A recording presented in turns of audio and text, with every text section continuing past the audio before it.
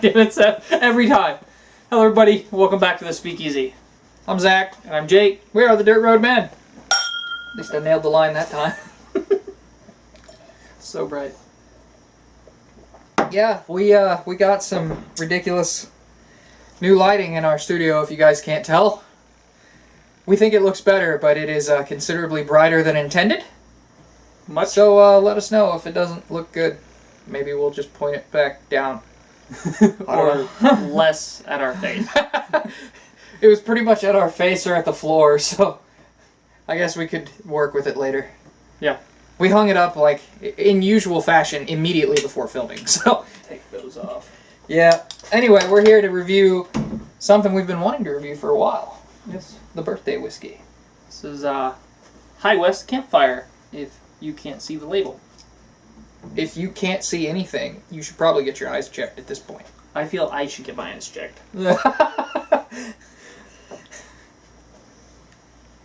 So, tell them about this crazy-ass blend of whiskey. So, this is a blend of straight rye, straight bourbon, and Single malt scotch, right?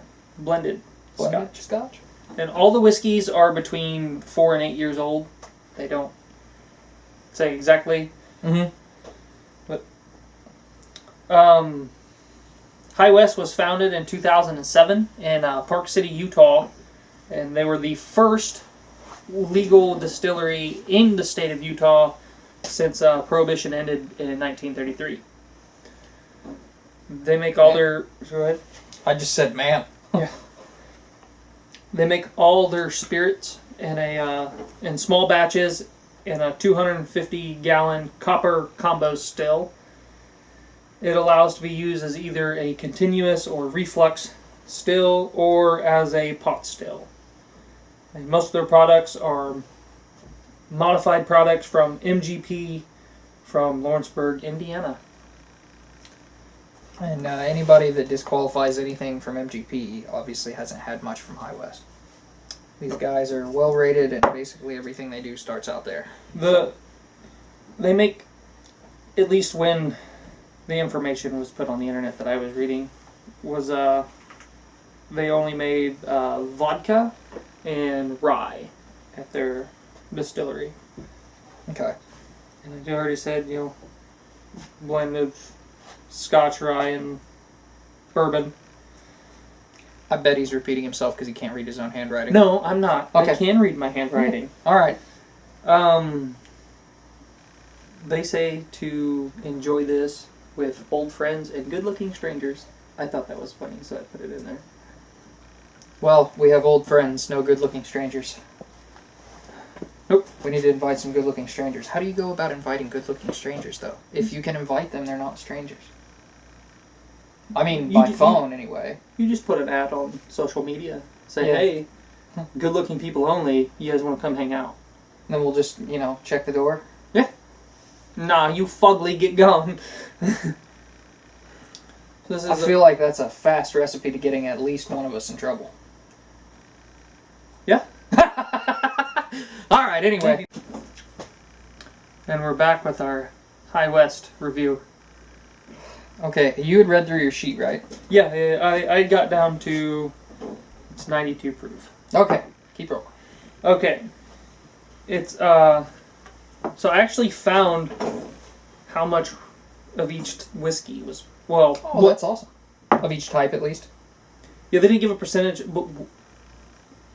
The mash bills for each of the whiskeys and where they're from. Okay.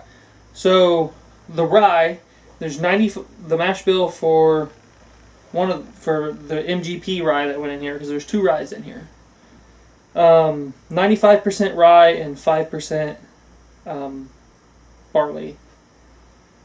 And then from High West Distillery, 80% rye and 20% malted rye.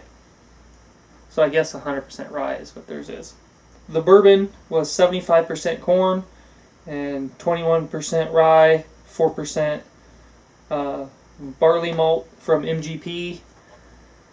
And the scotch was undisclosed due to contractual reasons. Gotcha. Makes sense. and they use new charred American oak and then second use bourbon barrels. Nice. It does have the smell of a campfire, particularly once you take a drink and you smell it while it's still in your mouth. It just, you get the whole experience like you're almost sitting by a campfire. It's cool.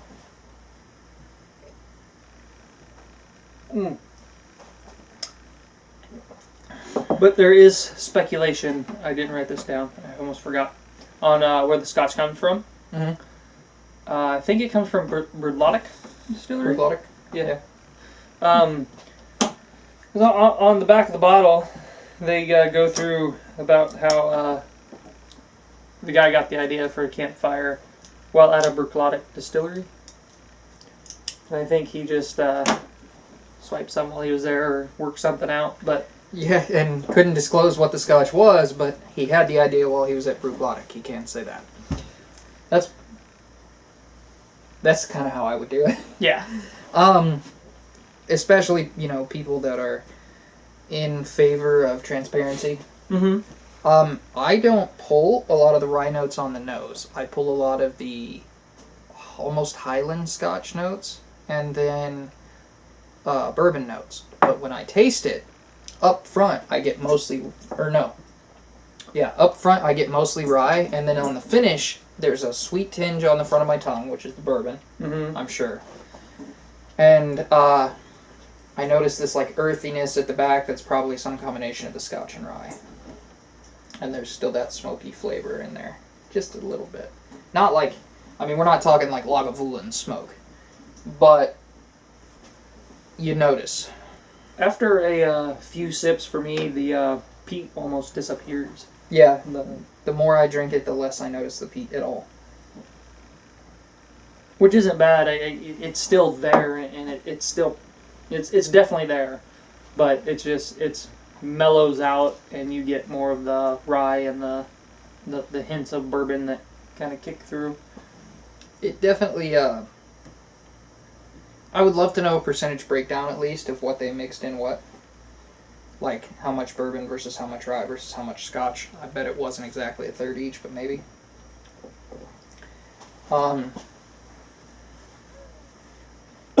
Mostly because I would like to try to blend this using different ryes, bourbons, and scotches. Yeah, that could be a fun experiment. Yeah. Might be something worth trying just to see if we can recreate. But it does get more familiar as you drink it. Mm-hmm. And some of the more common notes that you're used to start to drop away. I notice the bourbon notes start to get less noticeable. Probably because I drink more bourbon than I drink of anything else by a wide margin.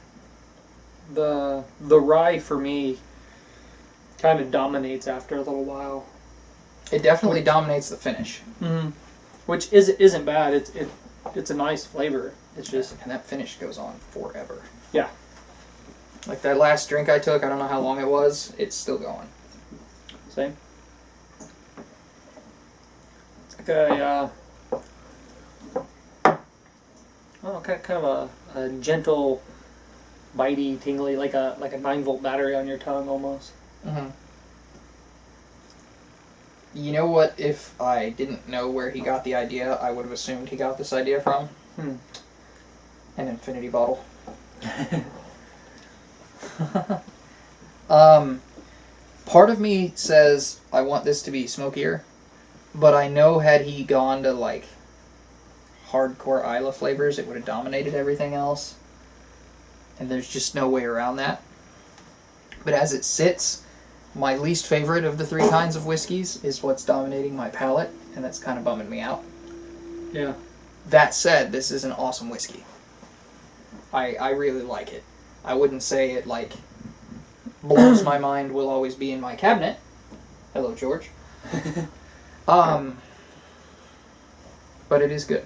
Yeah, it's definitely good. At least once in a while, just to kind of go back to it. And Yep, I'm gonna throw it an 8. Same. Nice. I was thinking that earlier because I was trying some as I was writing everything down. Yep, I was between 7 and 8 because the rye notes are the notes I remember not liking about rye. Mm-hmm. and it almost translates into mint after a while, it feels like. And I'm Mm. not a fan of mint. Oh. Probably smell heavily of mint. But yeah, it's still a solid 8. I'm still pretty impressed with it, and I like the turnout, and I like the idea of experimenting this way. They have a rendezvous rye, which is their rye mixed with, I think, the MGP. So I'm assuming it's what the rendezvous rye is what they put into this. That might be fun That'd to be try interesting. to try and see if compare and see if I don't know what we're seeing but see what that's like. Yeah. Science. This You know, sounds this fun, isn't Mickey. even the only blended type drink that we're going to review today. I just realized that. Oh, it's not. We're doing No, weird it's shit not. today. Yeah, we are. Well, at least 2 out of 3 are weird. Yeah, we gotta have one constant. Yeah. One control, if you will. There we go. Because science. But, yeah, I think we both gave it an 8. So, till we see you again, I'm Zach. And I'm Jake. We are the Dirt Road Men.